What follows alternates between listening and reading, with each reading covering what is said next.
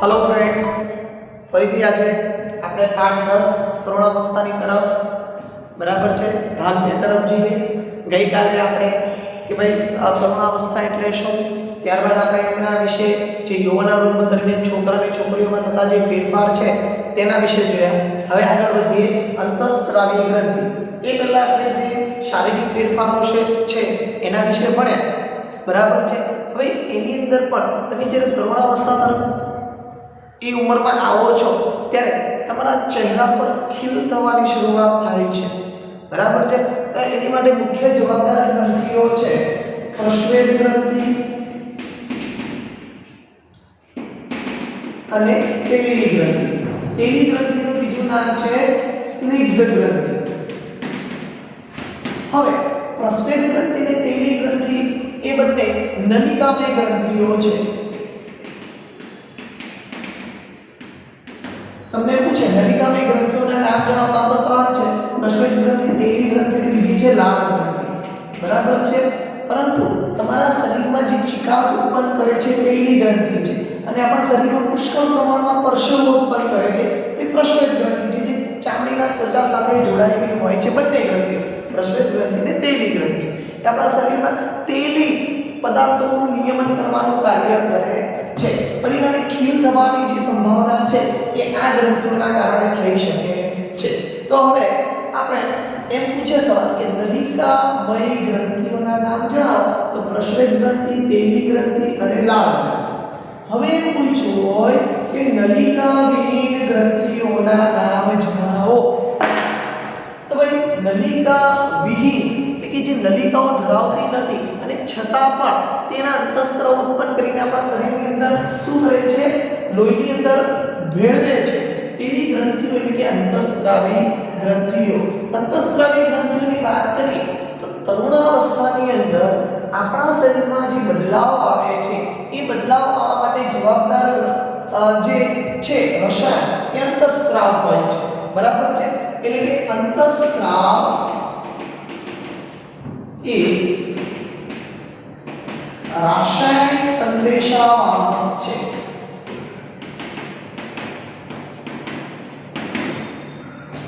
તે આપણા શરીરની અંદર એ ઉત્પન્ન કરે છે બરાબર છે। અંતઃસ્ત્રાવી ગ્રંથિઓની મદદથી તે અંતઃસ્ત્રાવ ઉત્પન્ન કરે છે। તો અંતઃસ્ત્રાવી ગ્રંથિ એટલે શું?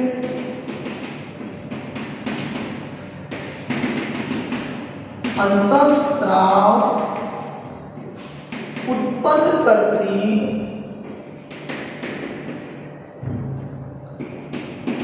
ગ્રંથિઓને અંતઃસ્ત્રાવી ગ્રંથિ કહેવામાં આવે છે। અંતઃસ્ત્રાવનું બીજું નામ હોર્મોન્સ પણ છે। અંતઃસ્ત્રાવનું બીજું નામ શું છે?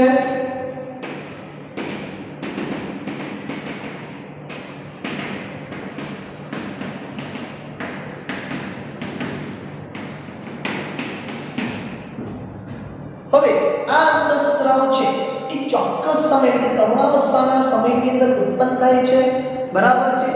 એ અલ્પ માત્રામાં જ ઉત્પન્ન થાય છે પરંતુ તેની અસર પ્રબળ હોય છે। આપણા શરીરના જુદા જુદા ભાગ તેમજ તંત્રો પર તેની અસર પ્રબળ હોય છે અને અલ્પ માત્રામાં જ ઉત્પન્ન થાય છે અને ચોક્કસ સમયમાં એ આજીવન ઉત્પન્ન નથી થતા, એને ચોક્કસ સમયગાળો છે, સમયગાળામાં ઉત્પન્ન થશે અને ઉત્પન્ન થઈને એ શું થશે, આપણા શરીરના તંત્ર તેમજ અંગો પર તેની ગાઢ અસર તે ઉત્પન્ન કરે છે। એટલે તો આપણે જોયું કે તરુણાવસ્થામાં આપણા શરીરના કદમાં વધારો થાય છે, આપણા શારીરિક ફેરફાર થાય છે, માનસિક ફેરફાર થાય છે, તેની માટે જવાબદાર છે અંતઃસ્ત્રાવી ગ્રંથિઓ। અંતઃસ્ત્રાવી ગ્રંથિઓની મદદથી જે અંતઃસ્ત્રાવ ઉત્પન્ન થાય છે અને અંતઃસ્ત્રાવથી આપણા શરીરની અંદર શારીરિક ફેરફારો ખાસ જોવા મળે છે બરાબર છે। તે આજીવન ઉત્પન્ન થતા અમુક અંતઃસ્ત્રાવ હોય પરંતુ બધા જ અંતઃસ્ત્રાવ આજીવન તે ઉત્પન્ન થતા નથી, એ અલ્પ માત્રામાં જ થોડા સમય પૂરતા તે ઉત્પન્ન થાય છે। તો અંતઃસ્ત્રાવ જે ઉત્પન્ન થાય છે જેના કારણે આપણા શરીરમાં બદલાવ આવે છે તે અંતઃસ્ત્રાવ ગ્રંથિઓ કઈ છે અને આ અંતઃસ્ત્રાવની જે અસર છે એ દરેકના શરીરના અંગો પર જુદી જુદી અસર થતી જોવા મળે છે। તો ભાઈ પહેલા અંતઃસ્ત્રાવી ગ્રંથિઓના નામ વિશે આપણે જાણીએ। ખાસ યાદ રાખજો, ખાલી જગ્યામાં પૂછાય, ખાલી જગ્યા એ રાસાયણિક સંદેશાવાહક છે તો અંતઃસ્રાવ, ખાલી જગ્યા એ રાસાયણિક અંતઃસ્રાવ છે, તેને શું કહેવાય છે? તે અંતઃસ્રાવ એ રાસાયણિક સંદેશાવાહક તરીકે ઓળખવામાં આવે છે. હવે આપણે ગ્રંથિઓના નામ જોઈએ.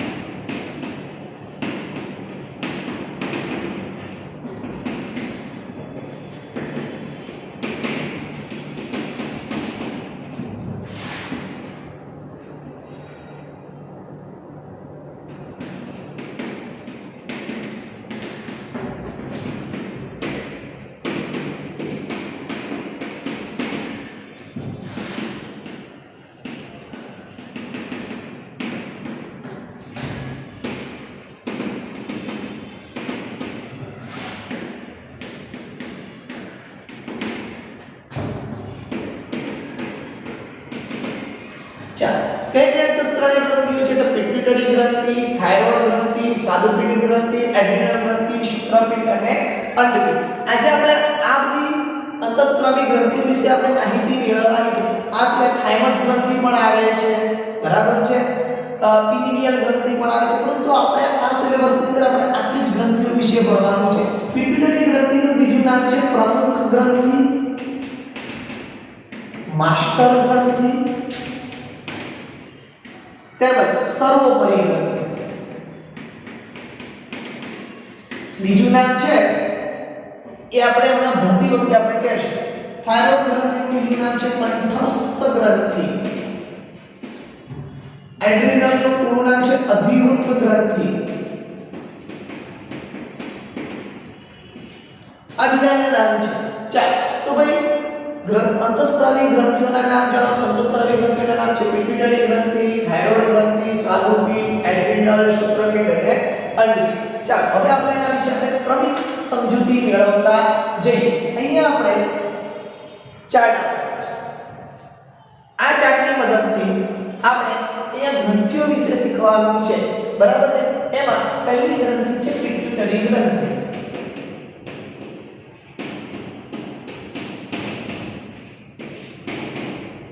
મેં તમને હમણાં જ કીધું કે પિટ્યુટરી ગ્રંથિની વાત કરીએ તો પિટ્યુટરી ગ્રંથિ મસ્તિષ્કમાં આવેલી છે. ક્યાં આવેલી છે? માથાના ભાગની અંદર આવેલી છે. માટે તેને શ્રીસસ્થ ગ્રંથિ પણ કહેવામાં આવે છે. મસ્તિષ્કમાં આવેલી હોવાથી તેને કઈ ગ્રંથિ કહેવામાં આવે છે? શ્રીસસ્થ ગ્રંથિ તરીકે ઓળખવામાં આવે છે. તેનું સ્થાન ક્યાં છે? માથામાં. હવે તે કયો અંતઃસ્ત્રાવ ઉત્પન્ન કરે છે?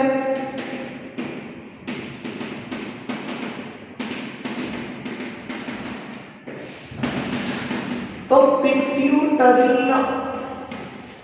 તે પિટ્યુટરીન નામનો અંતઃસ્ત્રાવ ઉત્પન્ન કરે છે. કયો અંતઃસ્ત્રાવ ઉત્પન્ન કરે છે? પિટ્યુટરીન અંતઃસ્ત્રાવ ઉત્પન્ન કરે છે. હવે તેનું કાર્ય, તો તેનું કાર્ય છે શારીરિક વૃદ્ધિ કરવું.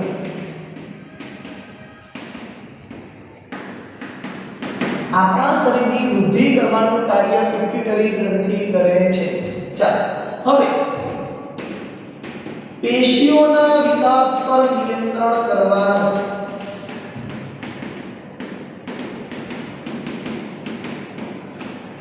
આપણે એની વાત કરી છે, પિટ્યુટરી ગ્રંથિની વાત કરી છે, જે આ ભાગ છે. હવે શું કરે છે? પેશીઓના વિકાસ પર નિયંત્રણ. જો પિટ્યુટરી ગ્રંથિ દ્વારા જે પિટ્યુટરી અંતઃસ્ત્રાવ છે એ જો અનિયમિત માત્રામાં ઉત્પન્ન થાય, એટલે કે વધારે પ્રમાણમાં ઉત્પન્ન થઈ જાય તો કદાવર, જેમ કે આપણે ખલીને જોઈએ છે, એકદમ કદાવર છે, બરાબર છે. અને જો એનું પ્રમાણ ઓછા પ્રમાણમાં ઉત્પન્ન થાય તો વામનતા, એટલે કે કદમાં ઢીંગણા રહી જાય છે. ત્યારબાદ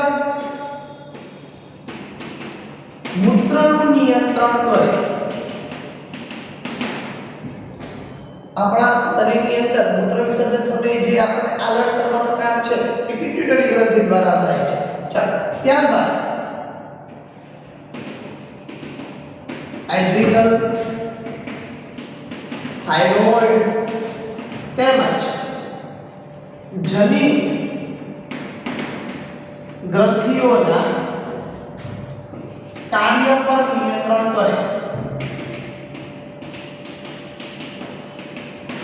એ શું કામ કરે છે કે ભાઈ એડ્રિનલ, થાઇરોઇડ તેમજ જનીન ગ્રંથિઓના કાર્ય પર નિયંત્રણ કરે છે. માટે પિટ્યુટરી ગ્રંથિને સર્વોપરી ગ્રંથિ કહેવામાં આવે છે. બરાબર છે. તમારા કારણની અંદર પૂછાય પિટ્યુટરી ગ્રંથિ એ સર્વોપરી ગ્રંથિ. બે માર્ક્સનું કારણ છે કે ભાઈ પિટ્યુટરી ગ્રંથિને સર્વોપરી ગ્રંથિ શા માટે કહેવામાં આવે છે? તો ભાઈ કે ભાઈ સામાન્ય રીતે તે શારીરિક વૃદ્ધિનું કાર્ય કરે છે, પેશીઓના વિકાસનું નિયંત્રણ કરે છે, તેમજ એડ્રિનલ, થાઇરોઇડ તેમજ શુક્રપિંડ અને અંડપિંડ જેવા જનીન ગ્રંથિઓના કાર્ય પર તે શું કરે છે? નિયંત્રણ કરે છે. ત્યારબાદ સ્તન ગ્રંથિના કાર્ય પર નિયંત્રણ. તે સ્તન ગ્રંથિનું કાર્ય છે તેના પર નિયંત્રણ કરે છે. પણ કઈ? તો ભાઈ એની પર આવશે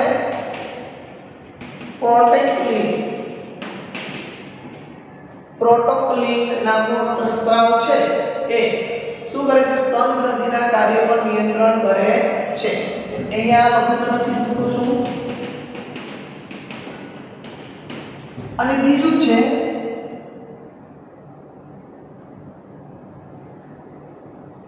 ઓક્સિટોસિન.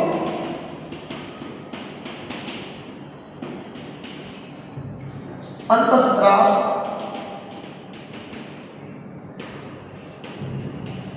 દૂધના સ્ત્રાવને નિયંત્રિત કરે. એટલે કે ઉત્પન્ન કરવા માટે તે ઓક્સિટોસિન નામનો અંતઃસ્ત્રાવ છે. બરાબર છે. એ દુગ્ધ સ્ત્રીઓ જ્યારે ગર્ભધારણ કરે છે અને એ ગર્ભધારણ સમયે સ્તન ગ્રંથિ માટે એટલે બાળકના સ્તનપાન માટે જે દુગ્ધ સ્ત્રાવ ઉત્પન્ન કરવામાં હોય તે ઓક્સિટોસિન નામનો અંતઃસ્ત્રાવ ઉત્પન્ન કરે છે. અને આપણા શરીરનું આખું નિયમન, આપણા શરીરનું શારીરિક બુદ્ધિ તેમજ શરીરનું નિયમન કરવાનું કાર્ય પણ પિટ્યુટરી ગ્રંથિ કરે છે. માટે તેને સર્વોપરી ગ્રંથિ તરીકે ઓળખવામાં આવે છે. ચાલો આગળ વધીએ. તો ભાઈ પિટ્યુટરી ગ્રંથિ માતામાં હોય ઉત્પન્ન થતો અંતઃસ્ત્રાવનું નામ છે પિટ્યુટરી અંતઃસ્ત્રાવ છે. બરાબર છે. ત્યારબાદ તે શારીરિક વૃદ્ધિ કરે છે, પેશીઓના વિકાસમાં નિયંત્રણ કરવાનું કાર્ય કરે છે, મૂત્રનું નિયંત્રણ કરે છે, એડ્રિનલ, થાઇરોઇડ તેમજ જનીન ગ્રંથિઓના કાર્ય પર નિયંત્રણ કરે છે, સ્તન ગ્રંથિના કાર્ય પર નિયંત્રણ કરે છે. ક્યાં ઉપર? તો પ્રોટોક્લિન. બરાબર છે. ઓક્સિટોસિન નામનો અંતઃસ્ત્રાવ દૂધના સ્ત્રાવને નિયંત્રિત કરે છે અને ઉત્પન્ન કરવાનું કાર્ય કરે છે. ચાલો ત્યારબાદ આવશે બીજી ગ્રંથિ છે થાઇરોઇડ ગ્રંથિ. બરાબર છે. થાઇરોઇડ ગ્રંથિની વાત કરીએ તો થાઇરોઇડ ગ્રંથિ આપણા શરીરની અંદર ક્યાં આવેલી હોય છે? તો ભાઈ ગળાની અંદર આવેલી હોય છે. ક્યાં આવેલી હોય છે? ગળા. પરિણામે તેને કંઠસ્થ ગ્રંથિ કહેવામાં આવે છે.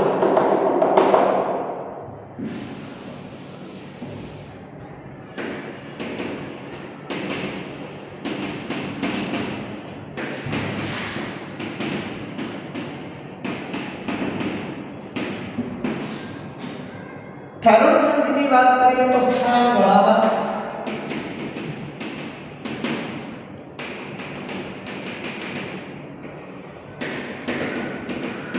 અંતઃસ્ત્રાવનું નામ થાઇરોક્સિન.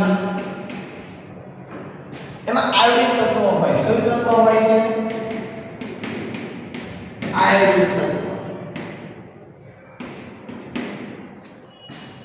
બરાબર છે. તો થાઇરોઇડ ગ્રંથિ ગળામાં આવેલી હોવાથી તેને કંઠસ્થ ગ્રંથિ કહેવામાં આવે છે.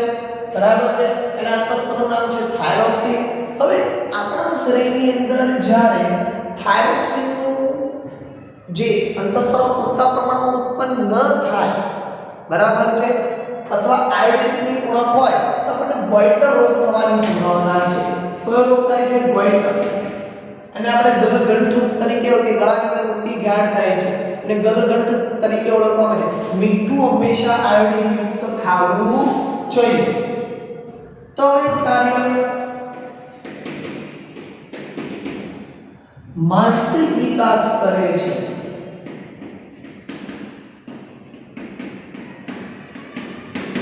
એનું કાર્ય શું છે? માનસિક વિકાસ કરવાનું. ત્યારબાદ ઉષ્મા ઉત્પન્ન કરે. આપણા શરીરની અંદર ઉષ્મા ઉત્પન્ન કરવાનું કાર્ય કોણ કરે છે? થાઇરોઇડ. ત્યારબાદ શરીરનું તાપમાન તાપમાન જાળવે,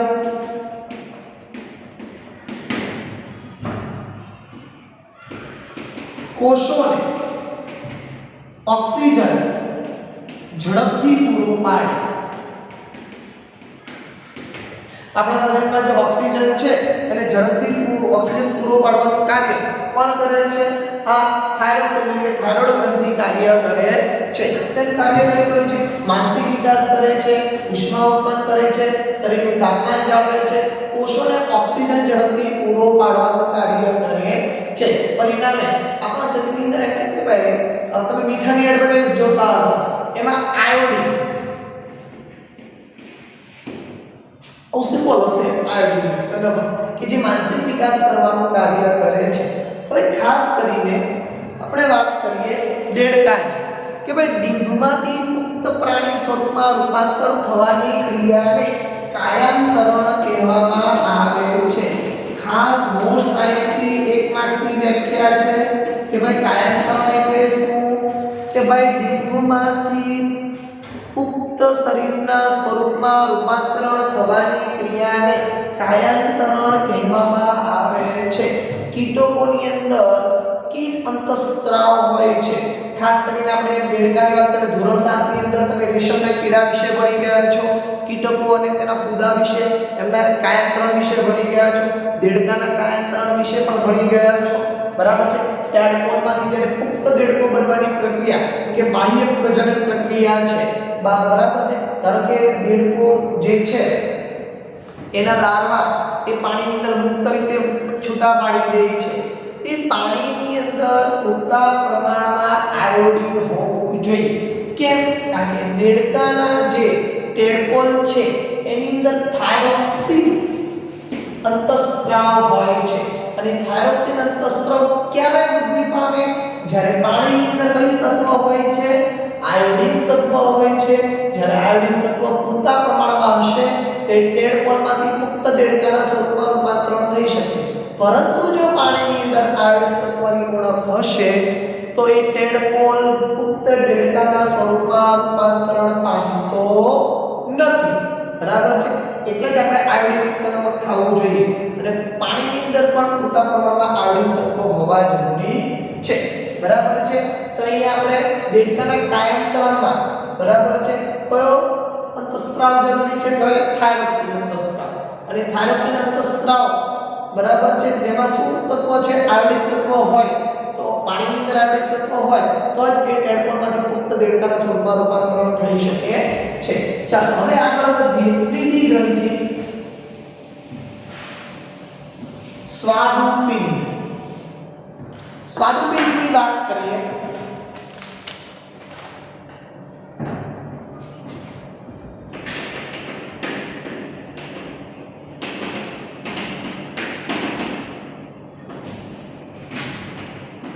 જઠરની નીચે આપણે સ્વાદુપિંડ એની વાત કરવાની છે. અગ્નનેશ, બરાબર, એન્જિનિયરની વાત કરવામાં આવે છે, આપણે સ્વાદુપિંડની વાત કરીએ છીએ. હવે સ્વાદુપિંડની વાત કરીએ, યકૃત પછી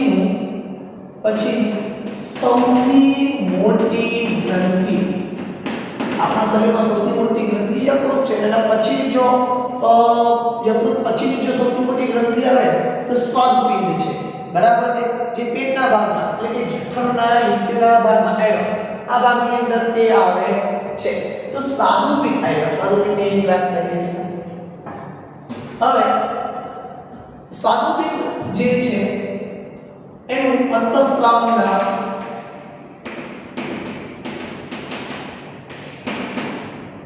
હવે એની અંતઃસ્ત્રાવની વાત કરીએ તો ઇન્સ્યુલિન, અને બીજું છે ગ્લુકાગોન. બે અંતઃસ્ત્રાવ ઉત્પન્ન કરે છે, ઇન્સ્યુલિન અને ગ્લુકાગોન. હવે એનું કાર્ય શું? રુધિરમાં ગ્લુકોઝની માત્રા જાળવવા.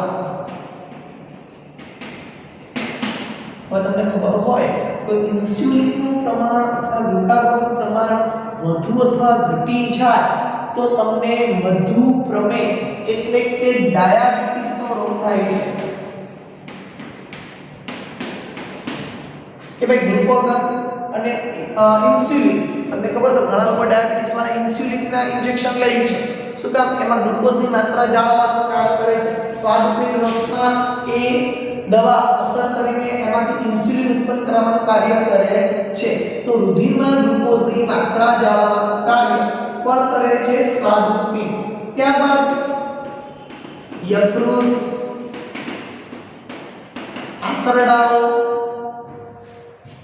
અને જઠરની ક્રિયાશીલતા પર કાબુ રાખે જે યકૃત છે આંતરડાઓ છે જઠરની જે ક્રિયાશીલતા છે જે ચયાપચયની ક્રિયાઓમાં જે ભાગ ભજવતા અંગો છે તેની પર તે ક્રિયાશીલતા પર તે કાબુ મેળવવાનો તે પ્રયત્ન કરે છે ફરીથી તમને આમાંથી એવો સવાલ પૂછે સ્વાદુપિંડ દ્વારા કયા અંતઃસ્ત્રાવ ઉત્પન્ન થાય છે તો સ્વાદુપિંડ અંતઃસ્ત્રાવ દ્વારા ઇન્સ્યુલિન અને ગ્લુકાગોન નામનો અંતઃસ્ત્રાવ ઉત્પન્ન થાય છે સમજાયું તમને આપણે કઈ કઈ ગ્રંથિ ભણ્યા પિટ્યુટરી ગ્રંથિ થાઇરોઇડ ગ્રંથિ તેમજ પિટ્યુટરી ગ્રંથિ થાઇરોઇડ ગ્રંથિ અને સ્વાદુપિંડ ગ્રંથિ હવે આગળ ભણીશું આપણે એડ્રિનલ ગ્રંથિ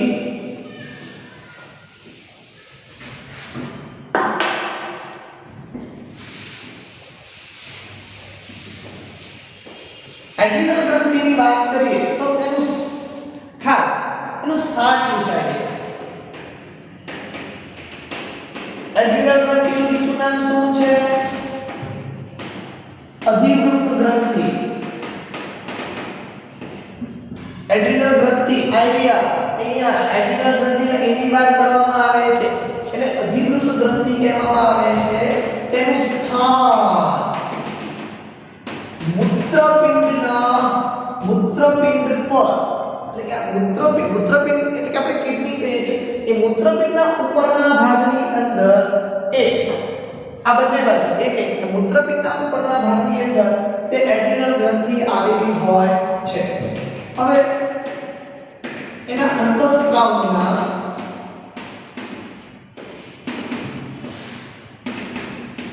એડ્રિનાલ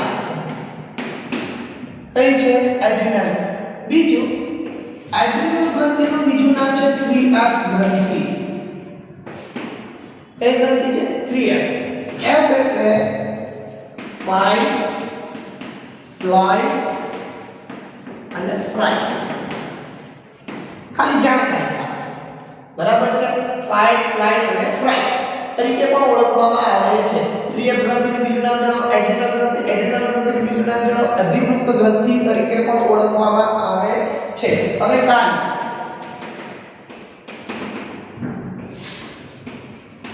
અચાનક બનતી ઘટના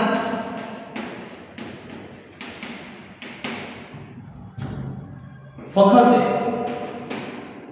બરાબર છે શરીરનું નિયંત્રણ કરે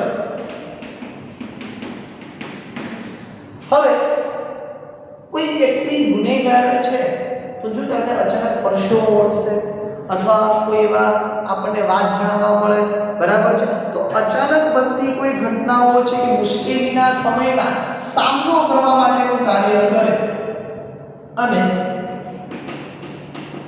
સામનો કરવા પ્રેમ કોને શરીર અચાનક બનતી ઘટના આપણે એવી મુશ્કેલીમાં પડી ગયા તો આપણું શું કરે છે આપણું બ્લડ પ્રેશર જે છે એકદમ હાઈ થઈ જાય હવે તમને ખબર છે લોહીનું દબાણ માપવાનું સાધન આવે છે જણાવશો લોહીનું દબાણ માપવાનું સાધન લોહીનું દબાણ માપવાના સાધનને સ્ફિગ્મોમેનોમીટર કહે છે અહીંયા લખું છું સ્ફિગ્મોમેનોમીટર શા માટે કારણ કે આ ગ્રંથિ દ્વારા લોહીના દબાણ હૃદય સ્પંદન બરાબર છે અને ખનિજ અવયવોનું નિયંત્રણ કરે છે લોહીનું દબાણ જે આપણા હૃદયના જે ધબકારા છે તે બરાબર છે તેમજ અવયવોનું શું કરે છે તે નિયંત્રણ કરે છે ખનિજ જે તત્વો છે એમાં જે અનિયમિતતા હોય તેનું નિયંત્રણ કરવાનું કાર્ય આ કરે છે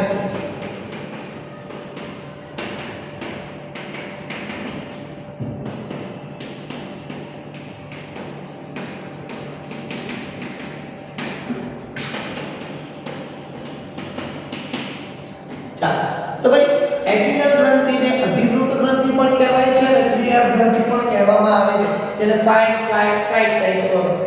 અચાનક બનતી કોઈ ઘટના વખતે શરીરનું તે નિયંત્રણ કરે છે અને તેનો સામનો કરવા માટે પ્રેરે છે.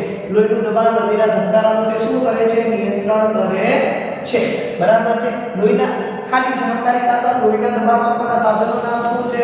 સ્ફિગમોમેનોમીટર તરીકે ઓળખવામાં આવે છે. બરાબર છે. આટલી ખબર પડી. ચાલો આગળ વધીએ. હવે બે જનીન ગ્રંથિઓ આવશે, જે એક ગ્રંથિ પુરુષમાં હશે અને બીજી ગ્રંથિ સ્ત્રીમાં હશે. હવે તમને એવો સવાલ પૂછે, પુરુષમાં જોવા મળતી ગ્રંથિઓના નામ બતાવો. તમે પુરુષની અંદર જે ગ્રંથિઓ હોય, તમે પિટ્યુટરી ગ્રંથિ, એડ્રિનલ ગ્રંથિ, થાઇરોઇડ ગ્રંથિ, સ્વાદુપિંડ અને શુક્રપિંડ. અંડપિંડ આવી શકે નહીં. તો આપણે એ શુક્રપિંડની વાત કરવામાં આવે છે, જે ક્યાં હોય છે? પુરુષમાં. જેને જનીન ગ્રંથિ તરીકે પણ ઓળખવામાં આવે છે. એને કઈ ગ્રંથિ તરીકે ઓળખવામાં આવે છે? જનીન ગ્રંથિ તરીકે ઓળખવામાં આવે છે. હવે એનું સ્થાન વૃષણ કોથળીમાં હોય છે. હવે વૃષણ કોથળી પુરુષના બંને પગની વચ્ચે બહાર લટકતી સ્નાયુમય કોથળી, જેને વૃષણ કોથળી કહેવામાં આવે છે, એની એક જોડ હોય છે. કેટલી જોડ હોય છે? એક જોડ હોય છે. એટલે કે બે હોય છે. શુક્રપિંડ બે હોય છે. હવે વૃષણ કોથળીનું તાપમાન સામાન્ય શરીરના તાપમાન કરતાં 2 થી 3 અંશ સેલ્સિયસ નીચું હોય. આપણા સામાન્ય શરીરના તાપમાન કરતાં વૃષણ કોથળીનું તાપમાન કેટલું હોય છે? 2 થી 3 અંશ સેલ્સિયસ નીચું. જો આ બધા MCQ માં પૂછાય, આ પણ પૂછાય કે ભાઈ શુક્રપિંડનું સ્થાન ક્યાં આવે છે? વૃષણ કોથળીમાં આવે છે. તેની જોડ કેટલી હોય છે? એક. શુક્રપિંડ કેટલા? તો 2. આ રીતે 1 2 3 4 એ સવાલ MCQ ની અંદર બની ગયા છે. તો 2 થી 3 અંશ સેલ્સિયસ નીચું હોય છે. અંતઃસ્ત્રાવનું નામ ટેસ્ટોસ્ટેરોન. હવે કયા અંતઃસ્ત્રાવ ઉત્પન્ન કરે છે? ટેસ્ટોસ્ટેરોન નામનો અંતઃસ્ત્રાવ ઉત્પન્ન કરે છે. હવે કાલે આપણે પુરુષના જે છોકરાઓમાં જોવા મળતા જે લાક્ષણિક શારીરિક ફેરફારો છે તે જ આવે. અવાજ ઘેરો બને, બીજું ખભાનું પહોળું થવું,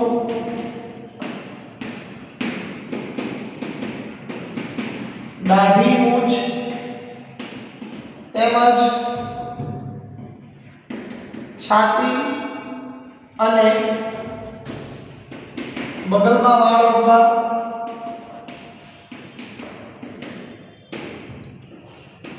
નરલિંગી લક્ષણો પ્રેરવા, વિજાતીય આકર્ષણ,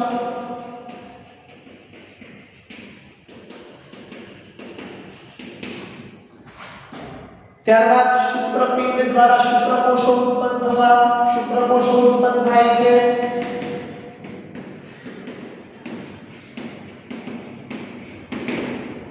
બરાબર છે. તો ભાઈ શુક્રપિંડ છે એ પુરુષમાં જ હોય છે. તેની જોડ એક હોય છે. તેનું સ્થાન વૃષણ કોથળીમાં હોય છે.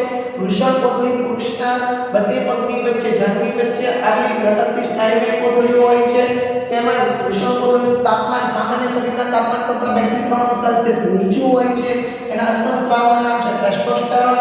કાર્ય છે અવાજ ઘેરો બને છે, શુક્રકોષ ઉત્પન્ન કરે છે, ખભાનું પહોળું થાય થવું, દાઢી મૂછ, બગલમાં, છાતીમાં તેમજ પ્યુબિક એરિયામાં વાળ ઉભા, નરલિંગી લક્ષણો પ્રેરે છે, વિજાતીય લક્ષણો અથવા વિજાતીય આકર્ષણ ઊભું થાય છે જ્યારે શુક્રપિંડ દ્વારા આ અંતઃસ્ત્રાવ ઉત્પન્ન થાય ત્યારે. ચાલો હવે આવશે અંડપિંડ.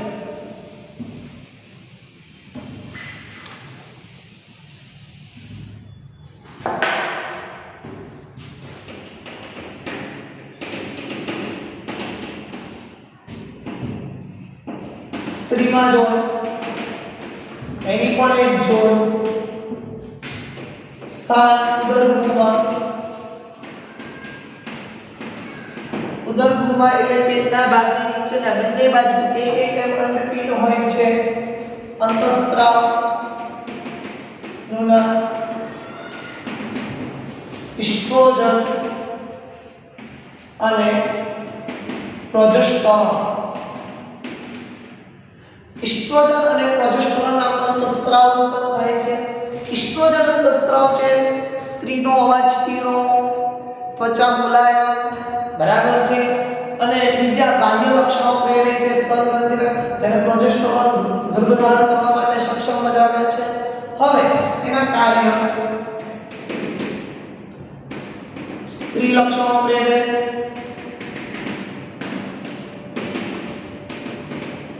નિતંબ પ્રદેશ વધે, સ્તન ગ્રંથિનો વિકાસ થાય,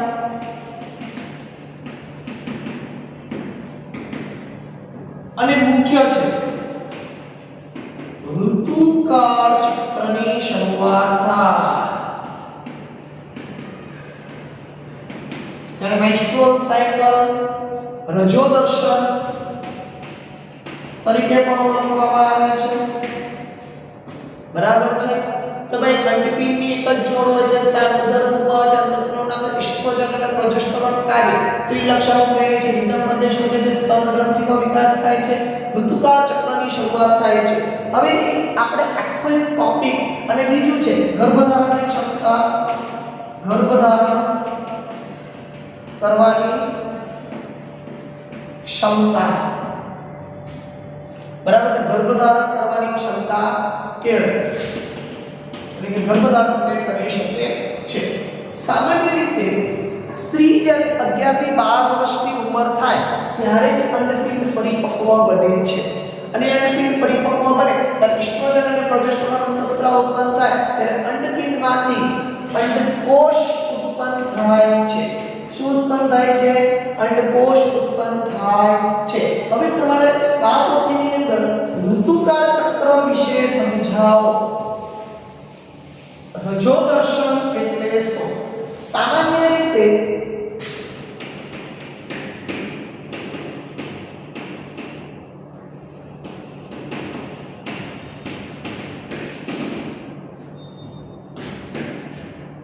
સ્ત્રી 11 થી 12 વર્ષની ઉંમરથી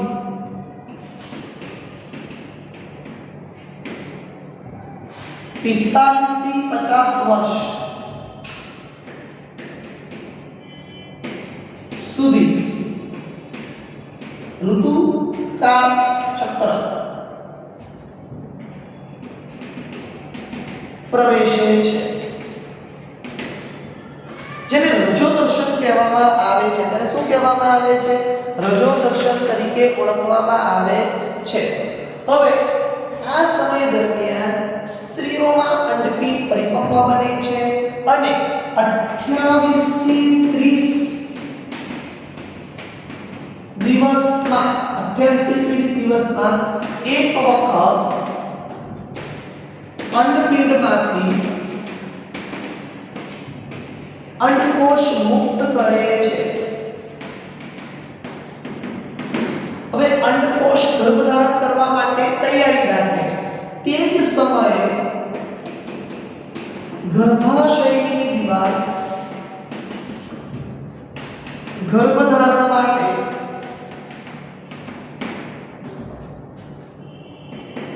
દિવાલ તૈયાર કરે. 28-30 દિવસમાં એ વખત બે અંડપિંડ પૈકી એક અંડપિંડ અંડકોષ મુક્ત કરે છે, બરાબર છે, અને એ અંડકોષ ગર્ભધારણ કરવા માટે સક્ષમ બને છે. અને તે જ સમય દરમિયાન ગર્ભાશયની જે દિવાલ છે શું થાય છે કે ભાઈ એ ગર્ભધારણ કરવા માટે તે શું કરે છે? દિવાલ તૈયાર કરે છે. પરંતુ હવે એ અંડકોષ ગર્ભધારણ કરવા માટે સક્ષમ બનતો નથી ત્યારે અંડપાત થાય છે. શું થાય છે? અંડપાત. અને અંડપાત સાથે ગર્ભાશયની દિવાલ તેમજ રક્તવાહિની તૂટે છે અને શું થાય છે? માસિક ચાલુ થાય, જેને આપણે રજોદર્શન કહીએ છીએ. જેને આપણે શું કહીએ છીએ? રજોદર્શન કહેવાય છે. આ રજોદર્શનની વાત કરીએ તો એ 45 થી 50 વર્ષની ઉંમર સુધી ચાલુ રહે છે અને જ્યારે 45 થી 50 ઉંમર વર્ષ બાદ આ રજોદર્શની પ્રક્રિયા અટકી જાય છે તેને રજો નિવૃત્તિ કહેવાય. તેને શું કહેવામાં આવે છે? રજો નિવૃત્તિ. જ્યારે મેનોપોઝ તરીકે પણ ઓળખવામાં આવે છે. ઇંગ્લિશમાં તેને મેનોપોઝ કહેવામાં આવે છે. 45 થી 50 વર્ષની ઉંમર બાદ ઉંમરના સમયગાળામાં આ રજોદર્શની પ્રક્રિયા અટકી જાય છે, એટલે કે ગર્ભધારણ કરવાની ક્ષમતા જ અટકી જાય છે. સંતાન નો જન્મ કરાવવાની પ્રક્રિયા જ અટકી જાય છે, જેને મેનોપોઝ અથવા રજો નિવૃત્તિ તરીકે ઓળખવામાં આવે છે. બરાબર છે? તો અહીંયા આપણે વાત કરીએ તો ભાઈ સામાન્ય રીતે એનું આખું ચક્ર જ આપણે જોઈએ. અંડપીંડમાંથી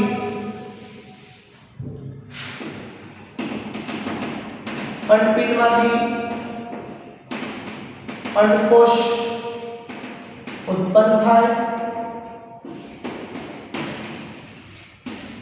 પછી શું થશે? અંડપિંડમાંથી મુક્ત થયેલું અંડપાક થવું,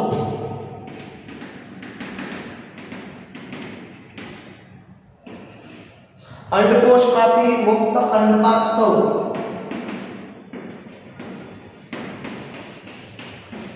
તે સમય દરમિયાન શું થશે? ગર્ભાશયની દિવાલ જાડી બને. ગર્ભાશયની દિવાલ જાડી બને.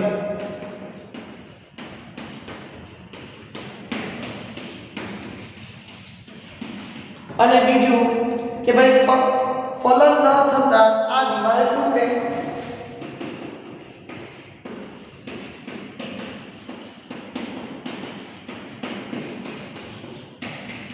અને બીજું શું થાય છે? ઋતુચક્રકાળમાં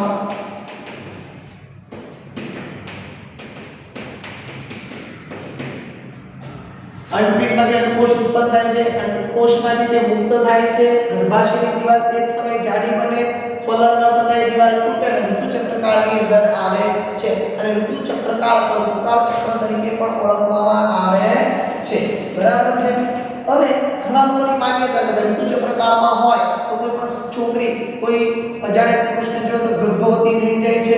બીજું ઘણા લોકો એવું વિચારે છે કે ભાઈ રસોડામાં ના અડાય. અને ત્રીજું ઘણીવાર એમ કે છે સંતાનની જાતિ માટે સ્ત્રી જવાબદાર છે. આ બધી ગેરમાન્યતાઓ છે.